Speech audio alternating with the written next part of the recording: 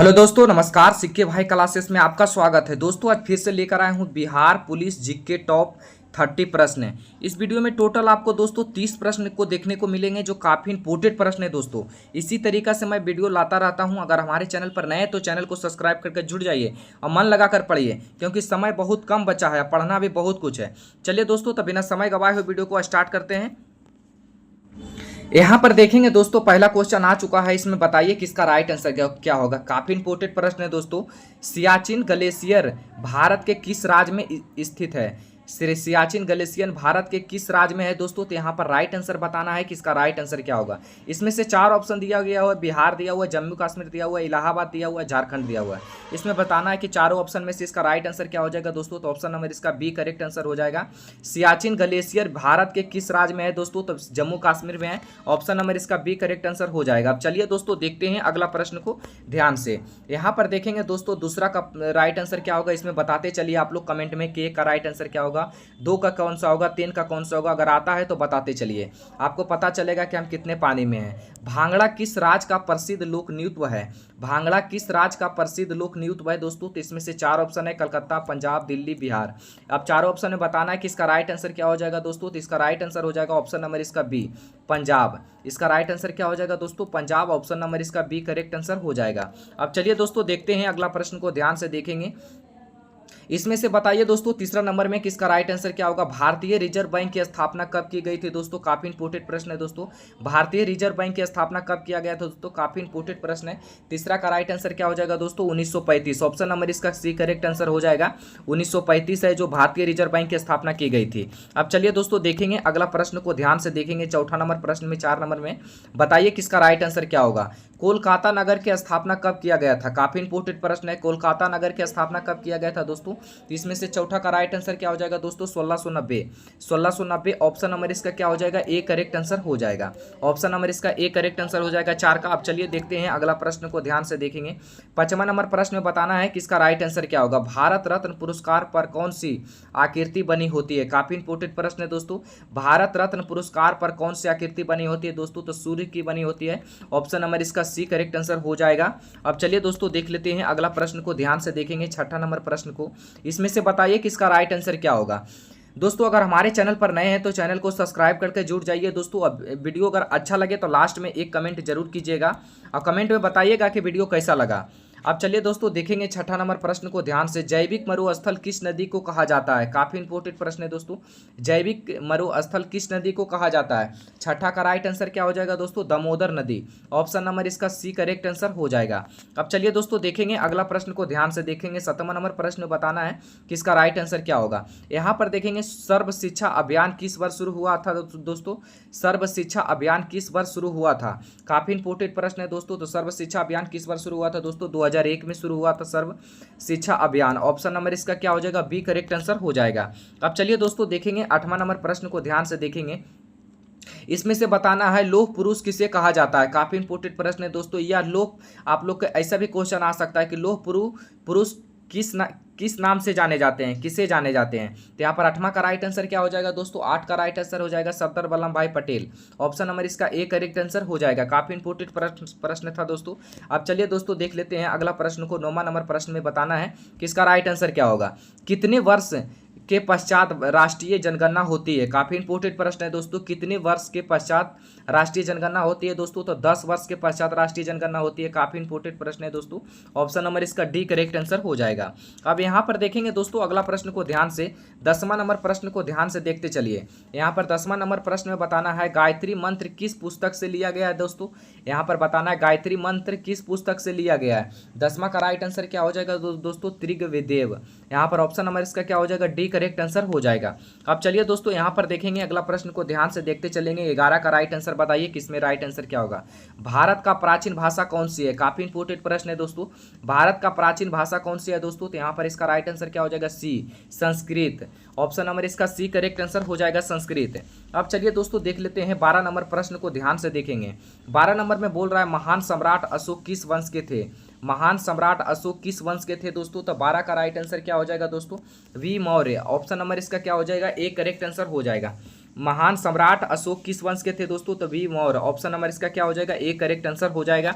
अब चलिए दोस्तों देखते हैं अगला प्रश्न को, देखते चलेंगे क्योंकि समय बहुत कम बचा दोस्तों, पढ़ना भी बहुत कुछ है।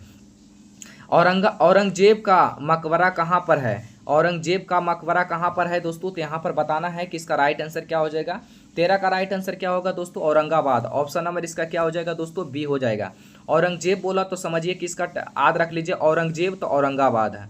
इस तरीके से आप भी याद रख सकते हैं। आप देखेंगे दोस्तों 14 नंबर प्रश्न को ध्यान से देखेंगे, काफी इंपोर्टेंट प्रश्न है यहाँ पर। चलिए दोस्तों 14 नंबर यहाँ पर देखेंगे। 14 नंबर में बताना है कि इसका राइट आंसर क्या होगा।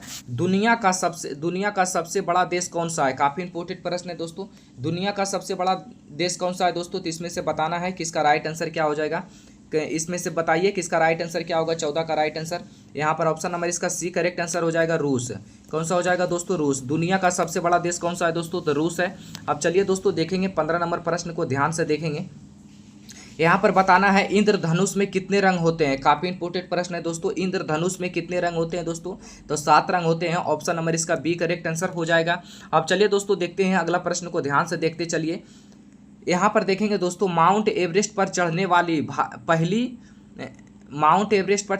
पहली भारतीय महिला कौन थी? काफी इंपोर्टेंट प्रश्न है दोस्तों। माउंट एवरेस्ट पर चढ़ने वाली भारतीय पहली महिला कौन थी दोस्तों? तो यहाँ पर बताना है कि इसका राइट आंसर क्या होगा। 16 का राइट आंसर क्या हो जाएगा दोस्तों? बछेंद्री पाल। ऑप्शन नंबर इसका क्या हो जाएगा दोस्तों? ए करेक्ट आंसर हो जाएगा, जो काफी इंपोर्टेंट प्रश्न था दोस्तों, आपको याद रखना बहुत जरूरी है। अब यहाँ पर देख लेंगे दोस्तों 17 नंबर प्रश्न की ओर। मेघनाथ का दूसरा नाम क्या था? काफी इंपोर्टेंट प्रश्न है दोस्तों। मेघनाथ का दूसरा नाम क्या था दोस्तों? तो इंद्रजीत था। ऑप्शन नंबर इसका क्या हो जाएगा दोस्तों? ए करेक्ट आंसर हो जाएगा। अब यहाँ पर देखेंगे दोस्तों 18 नंबर प्रश्न की ओर, जो काफी इंपोर्टेंट प्रश्न है। इसमें से बताइए 18 नंबर में किसका राइट आंसर क्या हो जाएगा। बोध गया में बुद्ध मंदिरों का निर्माण किसने करवाया था दोस्तों? काफी इंपोर्टेंट प्रश्न है दोस्तों। सम्राट अशोक ने करवाया था। बोध गया में बुद्ध मंदिरों का निर्माण किसने करवाया था दोस्तों? सम्राट अशोक ने करवाया था। काफी इंपोर्टेंट प्रश्न है दोस्तों। आप चलिए देखते हैं अगला नंबर प्रश्न की ओर, देखते चलेंगे। याद आपको रखना भी बहुत जरूरी है क्योंकि काफी इंपोर्टेंट प्रश्न है। इसमें से बताइए कि 19 नंबर में इसका राइट आंसर क्या होगा। प्रथम विश्व टीबी दिवस आधिकारिक तौर पर किस वर्ष मनाया जाता है? काफी इंपोर्टेंट प्रश्न है दोस्तों। 1900 यहाँ पर बताना है कि 1942, 1956, 1978, 1983 किस ऑप्शन में है दोस्तों? तो इसमें बताइए कमेंट में। प्रथम विश्व टीबी दिवस आधिकारिक तौर पर किस वर्ष मनाया जाता है दोस्तों? तो 1983 में मनाया जाता है। 1983 में। ऑप्शन नंबर इसका क्या हो जाएगा दोस्तों? डी करेक्ट आंसर हो जाएगा। काफी इंपोर्टेंट प्रश्न था दोस्तों। अब चलिए दोस्तों देखते हैं 20 नंबर प्रश्न को, ध्यान से देखेंगे। 20 नंबर में बोल रहा है दोस्तों, किस शिलालेख में अशोक ने कलिंग युद्ध हालातों का उल्लेख किया है? किस शिलालेख में अशोक ने कलिंग युद्ध हालातों का उल्लेख किया है दोस्तों? तो ऑप्शन नंबर इसका क्या हो जाएगा? 20 का राइट आंसर क्या हो जाएगा दोस्तों? इसका राइट आंसर बताइए किसका राइट आंसर क्या? बंसीला राजदेश। ऑप्शन नंबर इसका क्या हो जाएगा दोस्तों? ए करेक्ट आंसर हो जाएगा। काफी इंपोर्टेंट प्रश्न था दोस्तों। अब चलिए यहाँ पर देखेंगे 21 नंबर प्रश्न की ओर, ध्यान से देखेंगे। राज तरंगिणी के लेखक कौन थे? काफी इंपोर्टेंट प्रश्न है दोस्तों। राज तरंगिणी के लेखक कौन थे दोस्तों? तो कल्हण। ऑप्शन नंबर इसका क्या हो जाएगा दोस्तों? ए करेक्ट आंसर हो जाएगा। अब चलिए दोस्तों देखेंगे अगला प्रश्न को और देखेंगे 22 नंबर प्रश्न बताना है कि इसका राइट आंसर क्या होगा। सर्व शिक्षा अभियान किस वर्ष शुरू हुआ था दोस्तों? तो यहाँ पर यहाँ पर पहले भी ये क्वेश्चन कराया गया है 7 नंबर में। यहाँ पर क्या हो जाएगा दोस्तों? 2001 हो जाएगा। आप लोग याद रखिए, दोबारा आ गया तो कोई दिक्कत नहीं, आप लोग अगर आ गया ऑप्शन में तो तुरंत बना दीजिएगा 2001। अब चलिए दोस्तों देख लेते हैं 23 नंबर प्रश्न को, ध्यान से देखेंगे। इसमें से बताना है कि इसका राइट आंसर क्या होगा।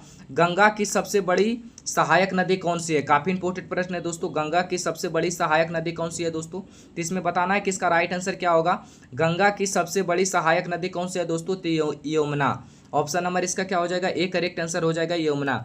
अब चलिए दोस्तों देख लेते हैं अगला प्रश्न को, ध्यान से देखेंगे। 24 नंबर प्रश्न में बताइए कि इसका राइट आंसर क्या होगा। कौन सा पक्षी केवल बारिश का ही पानी पीता है? काफी इंपोर्टेंट प्रश्न है दोस्तों। कौन सा पक्षी केवल बारिश का ही पानी पीता है दोस्तों? तो इसका राइट आंसर क्या हो जाएगा दोस्तों? चातक। ऑप्शन नंबर इसका क्या हो जाएगा? सी करेक्ट आंसर हो जाएगा। अब चलिए दोस्तों देखते हैं 25 नंबर प्रश्न को, ध्यान से देखेंगे। इसमें से बताएंगे कि इसका राइट आंसर क्या होगा। ये प्रश्न को तो हर एक लोग जानते ही होंगे। किसने कहा था तुम मुझे खून दो मैं तुझे आज़ादी दूंगा? काफ़ी इंपॉर्टेंट प्रश्न है दोस्तों। किसने कहा था तुम मुझे खून दो मैं तुझे आज़ादी दूंगा? सुभाष चंद्र बोस ने कहे थे। ऑप्शन नंबर इसका क्या हो जाएगा? ए करेक्ट आंसर हो जाएगा। काफ़ी इंपॉर्टेंट प्रश्न था दोस्तों। अब चलिए दोस्तों देखेंगे अगला प्रश्न को ध्यान से देखेंगे। 26 नंबर प्रश्न बताना है कि इसका राइट आंसर क्या होगा। मुगल वंश की संस्थापक किसने की? मुगल वंश की स्थापना किसने की था दोस्तों? तो यहाँ पर 26 का राइट आंसर क्या हो जाएगा दोस्तों? बाबर ने। ऑप्शन नंबर इसका क्या हो जाएगा? ए करेक्ट आंसर हो जाएगा बाबर। ऑप्शन नंबर इसका ए करेक्ट आंसर हो जाएगा। अब चलिए दोस्तों देख लेते हैं अगला प्रश्न को ध्यान से देखेंगे। 27 नंबर प्रश्न को ध्यान से देखेंगे। बताइए किसका राइट आंसर क्या होगा। पाकिस्तान की राजधानी इस्लामाबाद का निर्माण कब किया गया था? कब किया गया? यहाँ पर पाकिस्तान की राजधानी इस्लामाबाद का निर्माण कब किया गया था दोस्तों? तो 27 का राइट आंसर क्या हो जाएगा दोस्तों? इसका राइट आंसर बताइए किसका राइट आंसर क्या हो जाएगा दोस्तों? 1960 के दशक में। कब हुआ था दोस्तों? 1960 के दशक में। ऑप्शन नंबर इसका बी करेक्ट आंसर हो जाएगा। काफ़ी इंपॉर्टेंट प्रश्न था दोस्तों। अब यहाँ पर देखेंगे दोस्तों 28 का बताएंगे किसका राइट आंसर क्या होगा। यहाँ पर देखो 28 का देखेंगे। भारत का राष्ट्रीय पशु कौन सा है दोस्तों? काफ़ी इंपॉर्टेंट प्रश्न है। भारत का राष्ट्रीय पशु कौन सा है दोस्तों? तो बाघ। ऑप्शन नंबर ए इसका करेक्ट आंसर हो जाएगा। अब चलिए दोस्तों देख लेते हैं अगला प्रश्न को ध्यान से। यहाँ पर 29 नंबर प्रश्न को ध्यान से देखेंगे। भारतीय मरुस्थल का नाम क्या है? भारतीय मरुस्थल का नाम क्या है दोस्तों? तो यहाँ पर बताना है कि इसका राइट आंसर क्या हो जाएगा। भारतीय मरुस्थल का नाम क्या है दोस्तों? तो इसका राइट आंसर हो जाएगा थार। ऑप्शन नंबर इसका ए करेक्ट आंसर हो जाएगा। काफ़ी इंपॉर्टेंट प्रश्न था दोस्तों। अब देखेंगे अगला प्रश्न को ध्यान से। 30 नंबर प्रश्न में बताना है कि इसका राइट आंसर क्या होगा दोस्तों। यहाँ पर देखेंगे महात्मा बुद्ध ने अपना पहला उपदेश कहाँ दिया था? काफ़ी इंपॉर्टेंट प्रश्न है दोस्तों। महात्मा बुद्ध ने अपना पहला उपदेश कहाँ दिया था दोस्तों? तो इसका राइट आंसर क्या हो जाएगा? सारनाथ। ऑप्शन नंबर इसका ए करेक्ट आंसर हो जाएगा दोस्तों। इसमें से दोस्तों टोटल आपको हम लेकर आए हैं, इसमें से 30 वीडियो लाए हैं, 30 क्वेश्चन लेकर आए हैं। 30 में से आप कितने सही किए हैं कमेंट में जरूर बताइए। अगर वीडियो अच्छा लगा तो एक लाइक जरूर कीजिएगा। अगर हमारे चैनल पर नए हैं तो चैनल को सब्सक्राइब करके जुड़ जाइए, मन लगाकर पढ़िए क्योंकि समय बहुत कम बचा है। आज के लिए इतना है दोस्तों, फिर मिलते हैं अगले वीडियो में। जय हिंद।